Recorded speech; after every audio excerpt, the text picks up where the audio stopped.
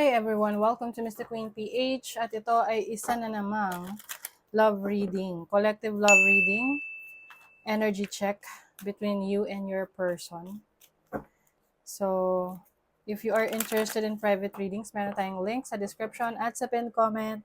Paki-check nyo na lang yung information kung paano mag-book for a private reading. So, let's see anong nangyayari sa inyong connection ng iyong person. Energy check-in. So, this is a timeless reading.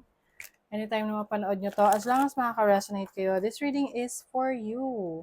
So, tinan natin yung mga stronger energies for this reading. As a confirmation, you have Aquarius, Sun, Moon, Rising, Venus, Cancer, Sun, Moon, Rising, Venus, and Scorpio. Aquarius, Cancer, Scorpio, Sun, Moon, Rising, Venus. Can be any sign, so as long as makaka-resonate kayo. Let's see what is the recent past energy for this connection ng mga collective. Ooh, Eight of Cups. Someone walked away. Seven of Pentacles. Oh, okay. Nako. Meron ditong umalis sa relationship. Pwedeng ano siya, parang napagod na, no? Or nainip na siya. Para sigurong wala sa kanyang plano. Oo, parang walang feeling niya, siguro walang pinatutunguhan yung relationship. And I also see a new connection. So, parang kaya siguro umalis na kasi meron ng bago. Let's see, ano pa. Recent past energy. Merong wish. Apology. Oh, okay. Yun nga, may conflict. Parang ano, may mga expectations dito sa relationship na to na sana ganito siya, sana ganito. Pero parang hindi siya na-deliver, hindi siya naibibigay. Tapos ano, ina-acknowledge naman siguro ng other person yung kakulangan niya. Pero ang problema kasi dyan is, alam mo yung tipong nagkakamali pero sorry ng sorry. Or sorry ng sorry kasi tapos lagi siya nagkakamali.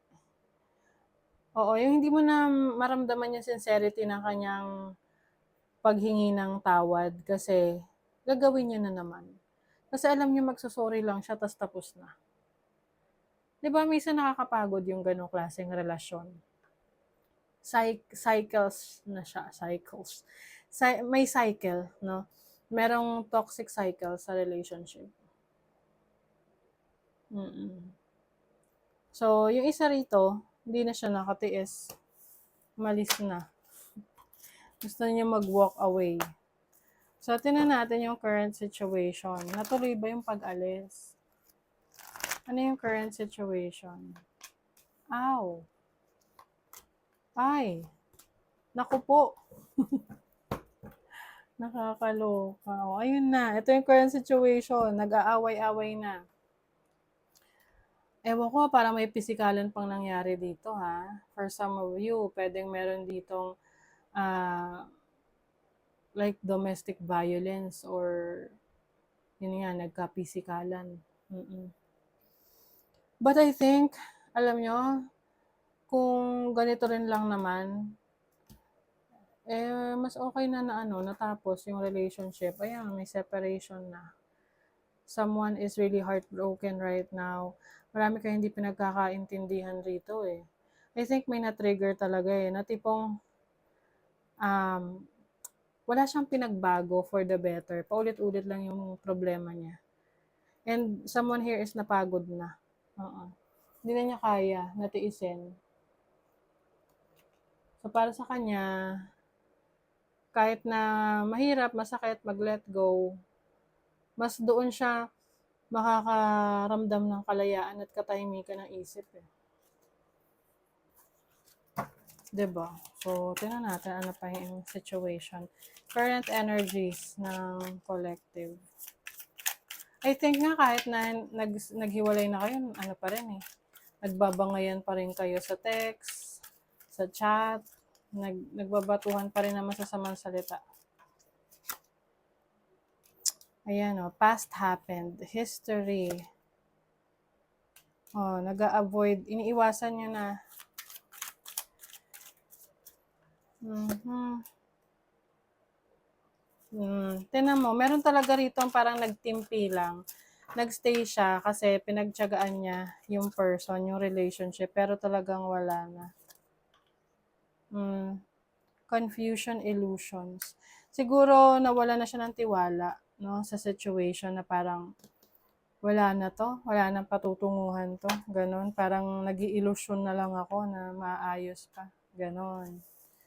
Okay, so tingnan natin yung feelings ng person mo. Ano yung feelings ng person ng collective para sa kanila? Feelings.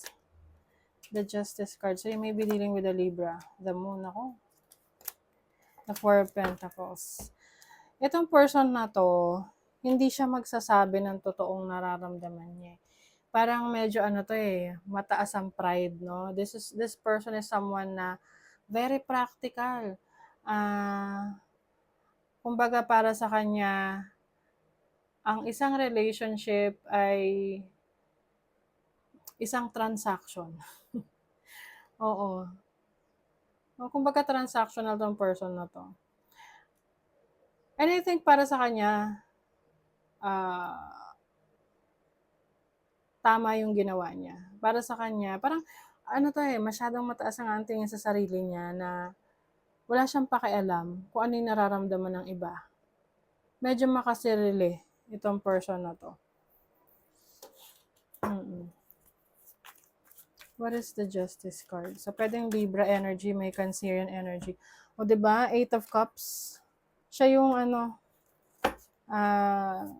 kumbaga, pwedeng siya yung umalis sa relationship. Uy, oh my God. Kaya naman pala. Feeling ko, itong person na to, kaya siya umalis kasi may naghihintay na sa kanyang iba. Kasi di ba kanina dun sa recent past, merong Ace of Cups, which is a potential relationship, like a new beginning. Kaya naman pala nagmamalaki na siya. Oo. Meron na siyang pupuntahan Kaya malakas na ang loob na i-trigger ka.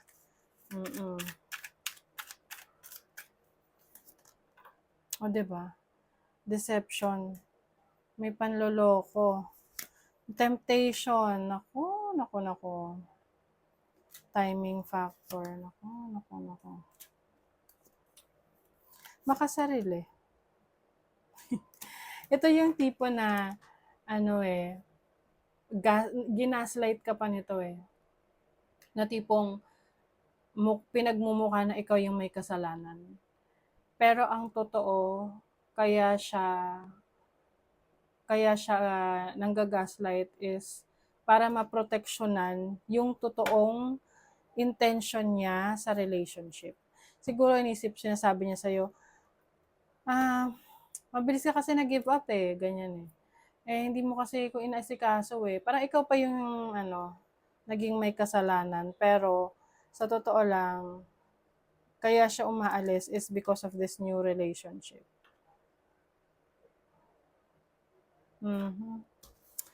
Okay. Let's see naman yung feelings mo towards your person. Ano yung feelings ng collective para sa person nila? The Hermit. Virgo energy. Nako, I feel like gusto mo pa rin ayusin to. Pero sa totoo lang, unti-unti, nagkakaroon ka na ng realization With the Hermit, parang ikaw na rin dumidistansya dito. Nare-realize mo na, teka, worth it pa ba tong taong to? Ace of Wands. Yes, I think you are confused right now. Dun sa pinapakita niyang effort sa relationship ninyo. You try to work it out, no? Pero parang itong person na to is ginugulo na yung isip mo Parang nagsisend siya ng mixed signals. Minsan okay siya sa'yo, minsan hindi. Kaya, may times na feeling mo, ikaw yung may kasalanan. But still, you have feelings for this person. Mahal mo pa to. Yun lang ang masakit dyan kasi mahal mo pa. Naapektuhan ka pa sa actions na ginagawa niya. Pwede kasing sa ngayon, hindi mo alam na meron na pala siya talaga. Tapos you're still trying to work things out. Try mo pang ayusin. Diba? Separation. Namimiss mo. Ito yung tipong nag-away kayo, tapos pinalabas na ikaw yung may kasalanan, tapos ikaw nagigilty ka. Kasi ngayon gusto mo mag-reach out, kausapin. Oh my God. Oh, karma, balance, justice, self-love. I think you're finally realizing yung dinideserve mo, no? Sa buhay. Mas gusto mo ngayon mag-focus na sa sarili mo. Telepathic dreams. Tapos, napupunta pa siya sa panaginip mo, kaya naguguluhan ka. Oh, may entrapment. Okay. Yung iba sa inyo, meron ditong codependency issues. So, pwedeng nagtsatsaga ka sa person na to, you're trying to work things out with this person.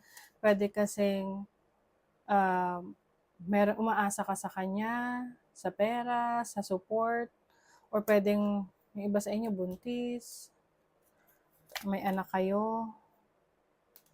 So, I think gusto mong kausapin tong taong to. Gusto mo siya makausap, na ayusin.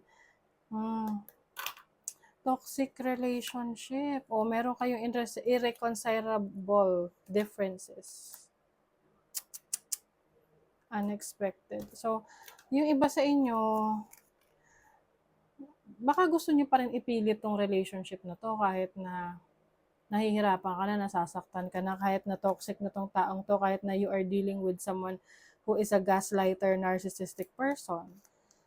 Yung iba, meron talaga kayong hindi na maayos na problema. And then, yun nga lang, some of you might still be obsessing over this person.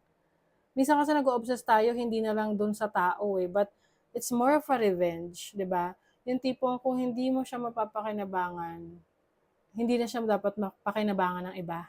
Alam mo yun, na parang willing ka na i-sacrifice yung sarili mong happiness or yung i-sacrifice yung sarili mong peace of mind para lang hindi siya mapakinabangan ng iba. Kasi yung mga ganyan situation na alam na may kalokohan yung kanyang partner, pero hindi niya binibitawan. Kasi the moment na bitawan niya, mapupunta yun dun sa isa. And para sa kanya, hindi yun yung way to get even. Okay? Para gumante. Para sa kanya, makakaganti siya kung pahihirapan niya yung situation ng dalawa. Okay? So, I feel like that is the energy here in your relationship. So, let's see what is... Saan papunta? Anong mangyayari? Where this relationship going? Saan papunta tong relationship na to? The Emperor. Oh.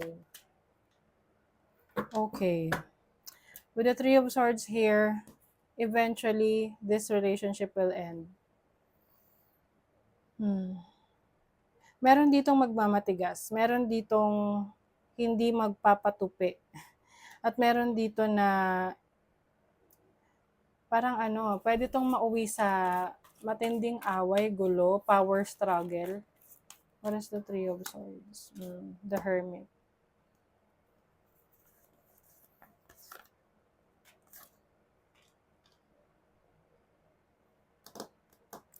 I think, this relationship might be parang mahaba siyang chapter sa buhay na pati yung separation itself, it's going to be a long separation. Hindi siya yung parang bigla-biglang wala na. It's a process. May mga block pa dito na social media.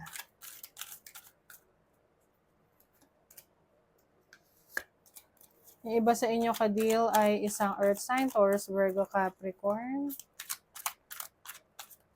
Yes, may communication pa rin to.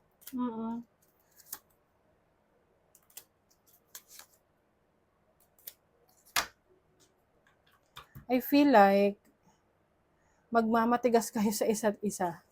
Ang ending dito, kahit na mag-separate kayo, still, parang hindi mapuputol yung connection eh. You may be dealing with a karmic relationship. Pwedeng pareho kayo obsessed sa isa't isa. Okay? Parang kumbaga siya obsessed siya na hinahabol-habol mo siya, tapos ikaw naman obsessed ka about paghahabol sa kanya. Pwedeng reversal yung roles ha. Just take whatever resonates. But it seems that this relationship is quite toxic. Hindi siya matatapos sa isang separation lang. But eventually, no, darating dun sa final na marirealize nyo na hindi na talaga ito maaayos. Okay? So, that is the reading for you para sa collective. So, kung meron kayong gustong situation na gusto nyong basahan natin, so, comment nyo lang dyan. Thank you so much and goodbye.